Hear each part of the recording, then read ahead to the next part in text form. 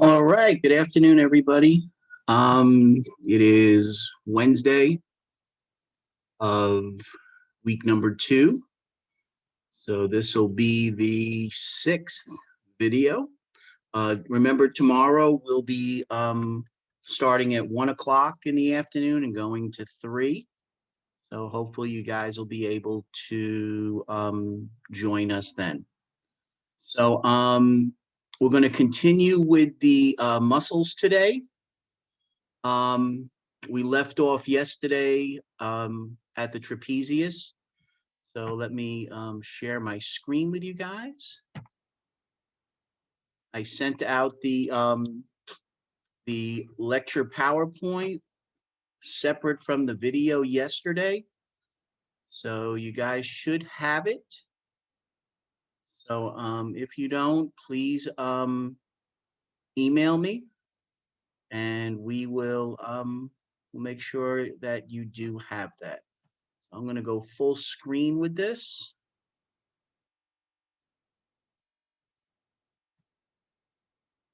One second. All righty. So again, yesterday we left off at the trapezius muscle. The trapezius muscle again was is a 3-part muscle.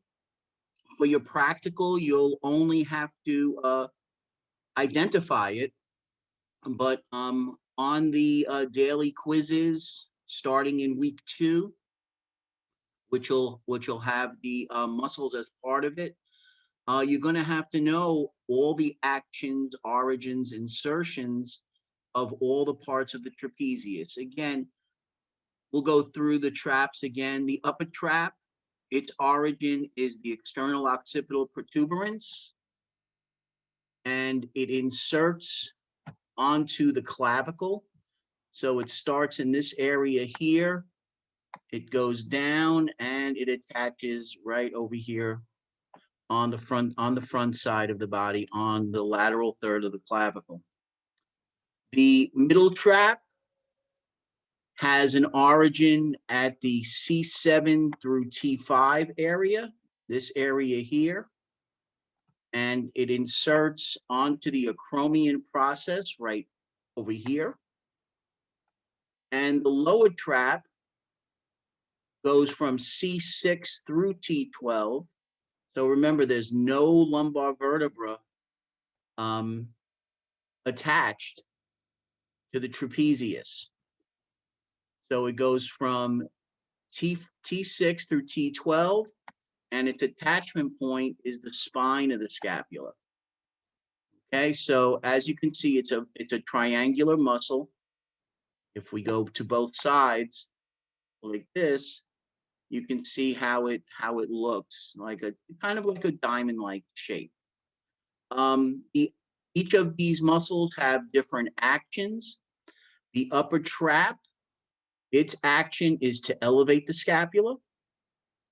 The lower trap, its action is to depress the scapula, bring the scapula down. And the middle trap retracts the scapula. Remember, we spoke about protraction and retraction. Protraction is the moving forward of the scapula. Retraction is the bringing it back, like you're rowing a boat. Okay? And the nerve innervation for the trapezius muscle is the accessory nerve, cranial nerve number 11. Okay, so you'll need to know all of that information when we are discussing the trapezius muscle. The next muscle is the rhomboids. Now, as you know, we do have a rhomboid minor and a rhomboid major. The rhomboid minor is superior to the rhomboid major, but in order to kind of assist you, I need you to know that there's a rhomboid minor and a rhomboid major, okay? You should know that they are considered 2 separate muscles. But both of these muscles are basically in the same area and they perform the same action. So for us as physical therapist assistants, I want you to consider that both muscles are together. So just consider it the rhomboids themselves. So you'll notice here on the bottom of this PowerPoint, I have documented what I want you to know for the origin and the insertion. And it's basically a combination of both of the rhomboids. So the origin of the rhomboid muscle for us is from the spinous processes right over here, here, and here, from C7 to T5. And and the muscle inserts onto the medial border of the scapula, going from the scapula spine, which is here, all the way down to the inferior angle. Remember, the levator scapula's insertion was actually from the superior angle to the spine of the scapula. So a couple of correlations that you can make. So basically, the rhomboids go from the end of the cervical vertebra to mid-thoracic. The inferior spine is right around the T5, T6 area. Okay, so from C7 to T5 is the rhomboids, and it attaches to the medial border of the scapula. Its action, it does a little bit of elevation of the scapula, but its most important action is that it retracts the scapula. So after we do protraction, and the protraction is performed by the pec minor, which we have spoken about, and another muscle, the serratus anterior, which we'll be talking about later. The rhomboids retract the muscle, retract the scapula, bringing it back to its position. Just again, like you're rowing a boat. So does the middle trapezius. So the middle trap and the rhomboids work together to retract the scapula. We will talk about another movement when we get into kinesiology. We have movements that actually use multiple muscles in order to move the scapula. They're known as force couples. Well, the rhomboid is part of a force couple. Right now, I don't want you to worry about that.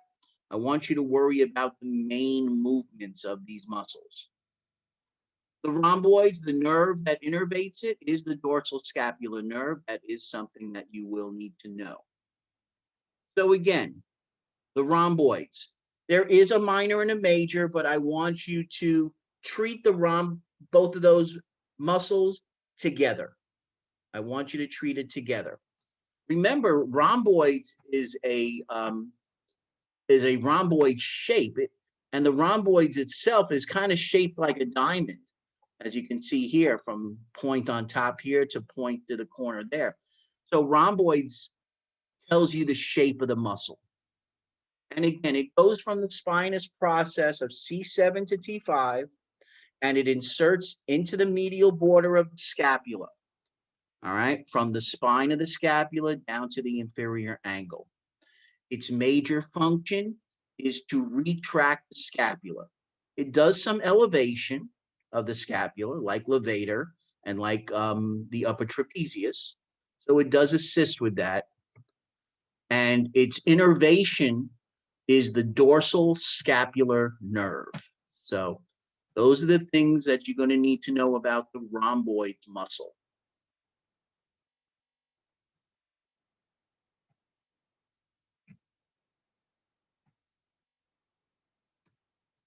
The next muscle is the latissimus dorsi. This is a muscle that you will have to spell correctly. It is kind of tough. Latissimus, dorsi, D-O-R-S-I. This is a very expansive muscle in the back.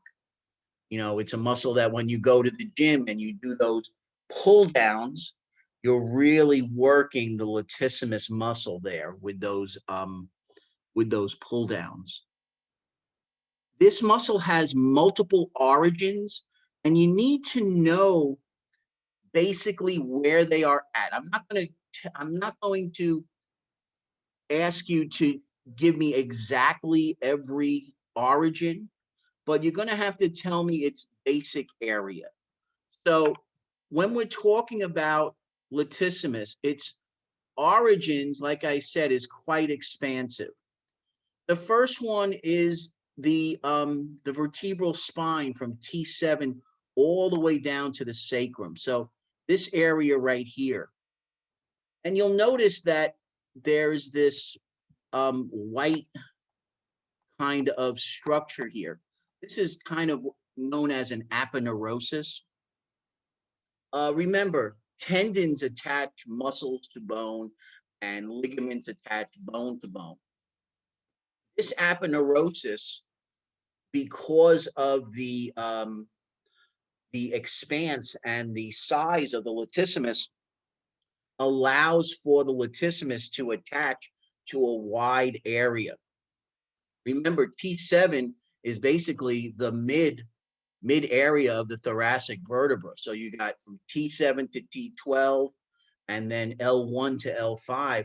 So you literally have about 10 vertebrae that latissimus has an origin on. So it requires an expansive attachment. And it's this white area is known as an aponeurosis that does this attachment. The second portion of the attachment is the iliac crest, which is this area here. The lower four ribs, which is this area here, is an attachment point. And finally, the lower part of the scapula at the inferior angle is also an attachment point for the latissimus dorsi. So the best way to recall this is to kind of, if you can go in order as you go upwards. So the origin of latissimus dorsi is the iliac crest,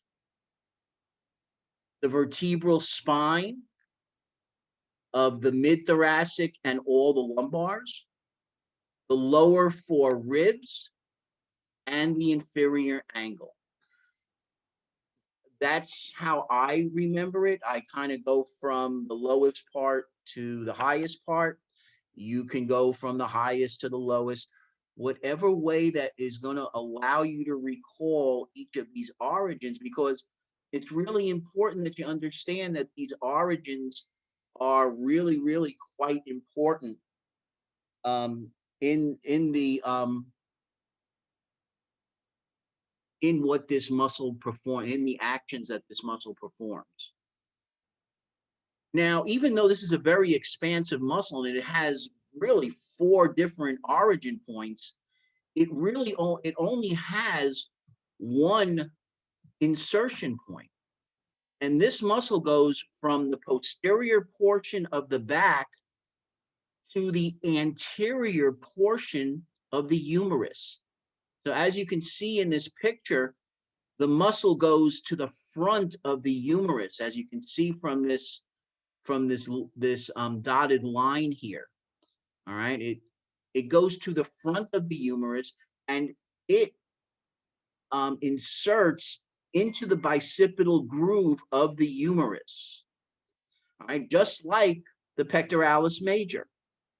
All right, so this muscle lands on the humerus bone, which means it's going to have movement at the shoulder.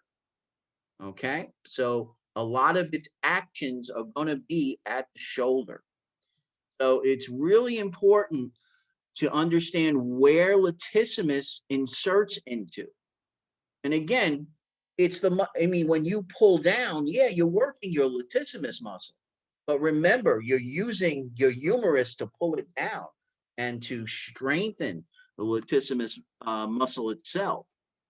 So please don't forget that the insertion point is on the anterior portion of the humerus within the bicipital groove itself.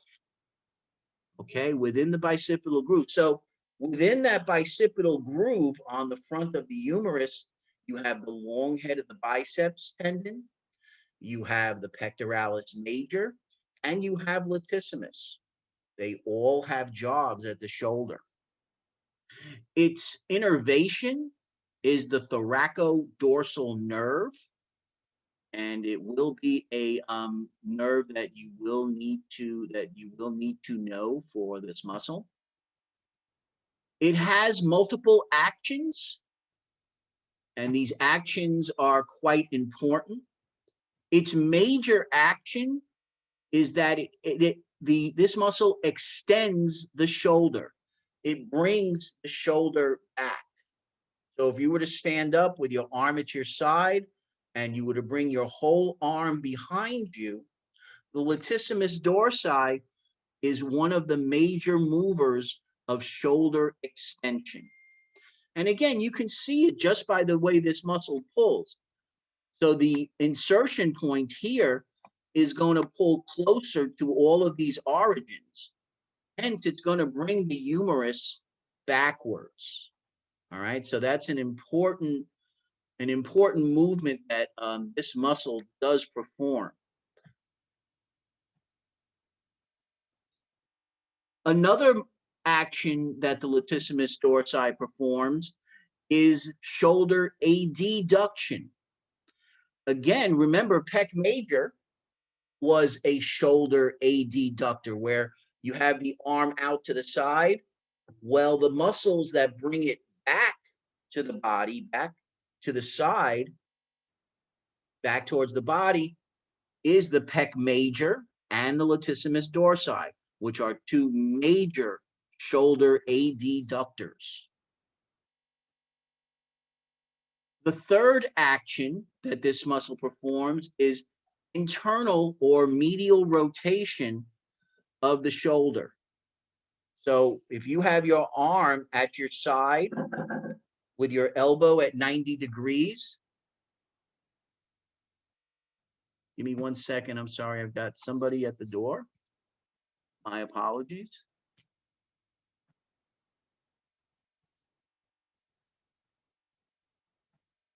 Stop this.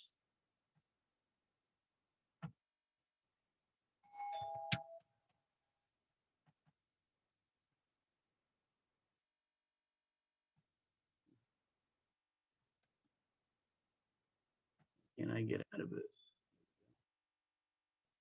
That. There.